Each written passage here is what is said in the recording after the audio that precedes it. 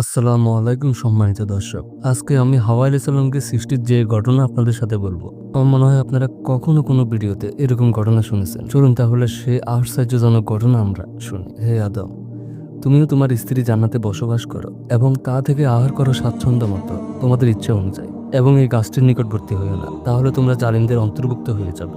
এই আয়াতে মহান আল্লাহ তাআলা প্রথম মানব ও আমাদের আদি পিতা হযরত আদম আলাইহিস সালামকে তার স্ত্রী সহ জান্নাতে বসবাসের নির্দেশ দিচ্ছেন। তিনি আদম আলাইহিস সালামকে সৃষ্টি করার পর হাওয়া আলাইহিস সালামকে তার জন্য স্ত্রী হিসেবে সৃষ্টি করেছেন। মুহাম্মদ ইবনে ইসহাক বলেন, আল্লাহ তাআলা ইবলিসকে অভিশপ্ত করার পর আদমের প্রতি মনোনিবেশ করলেন।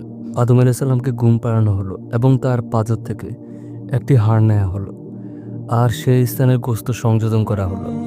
তখনও আদম আলাইহিস সালাম ঘুমিয়েছিলেন। সে সময় হাড় থেকে তার স্ত্রী হাওয়া আলাইহিস সালামকে সৃষ্টি করা হলো এবং তাকে যথাযথ রূপ দান করা হলো যেন আদম তার সহচর্যে পরিতৃপ্তি থাকেন। যখন ঘুম কাটলো আদম আলাইহিস সালামের এবং নিদ্রা থেকে জেগে উঠল, তখন হাওয়া আলাইহিস সালামকে পাশে বসা অবস্থায় দেখলেন।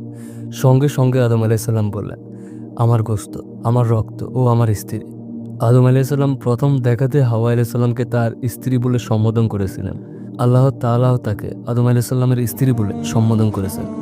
পবিত্র কোরআনে আল্লাহ তাআলা বলেছেন, হে মানুষ, তোমরা তোমাদের রবকে ভয় করো, যিনি তোমাদের সৃষ্টি করেছেন এক নফস থেকে, আর তা থেকে সৃষ্টি করেছেন তার স্ত্রীকে এবং তাদের থেকে সরিয়ে দিয়েছেন বহু পুরুষ ও নারী।